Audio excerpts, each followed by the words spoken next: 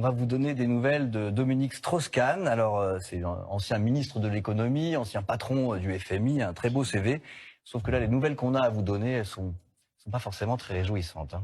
Oui, parce que ces nouvelles activités, elles posent question. Dominique Strauss-Kahn, il a ressurgi la semaine dernière sur le compte X de Faure Gnassingbé. Donc, c'est le président du Conseil du Togo. Vous le voyez, Dominique Strauss-Kahn, il siège à ses côtés lors d'un séminaire gouvernemental. Alors, qu'est-ce qu'il fait là? En fait, depuis 2016, il est conseiller économique auprès du gouvernement togolais, un petit peu comme un consultant.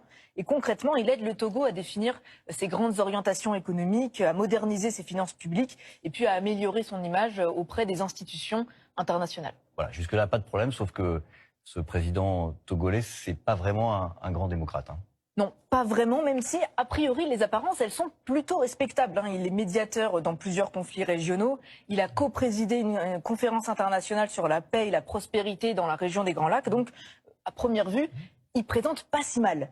Sauf que derrière les apparences, en fait, on a plutôt affaire à un autocrate. Faure Gnassingbé, il succède à son propre père en 2005 avec des élections qui sont contestées et surtout accompagnées par une répression sanglante, jusqu'à 500 morts d'après l'ONU.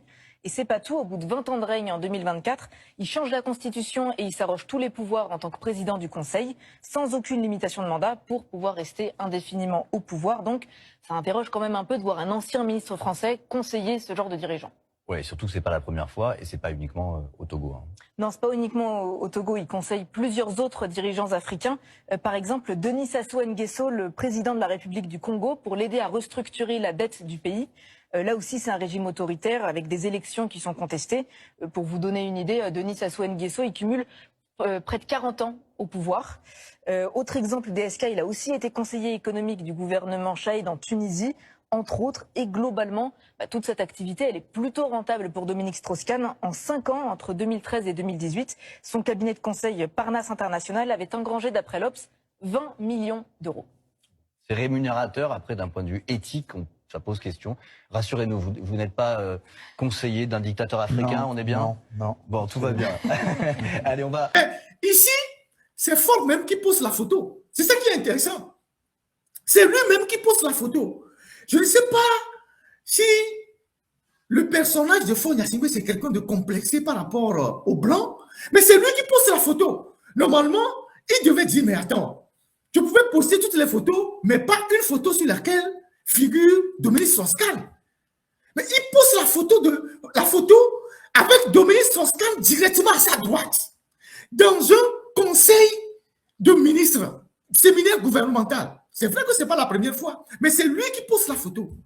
Je ne sais pas si il a conscience de l'image qu'il renvoie dans l'opinion. L'image qu'il renvoie dans l'opinion, je ne sais pas s'il a conscience de ce qu'il renvoie dans l'opinion comme image en postant cette photo-là. Comment est-ce que des gens qui passent tout le temps à nous servir des discours de souverainistes, quand on entend Robert Doucet, quand on entend Faure lui-même, quand on entend, je ne sais même plus qui parmi eux, dès qu'ils ouvrent la bouche, oui, le Togo est un État souverain, le Togo ne doit recevoir des ordres de personne, le Togo est ceci, le Togo est ci, le Togo est ça. Le Togo, c'est un pays qui se prend lui-même, qui prend son destin. Et vous permettez qu'un blanc, qui est au service aussi d'autres pays déjà, parce que Dominique Strauss-Kahn, il intervient en RDC, il intervient dans d'autres pays, il offre ses services partout, et vous permettez que ce blanc-là, il vienne s'asseoir au cœur même du dispositif de décision du pays pour assister au Conseil des ministres. Ce n'est pas la première fois, j'avais déjà dénoncé plusieurs fois.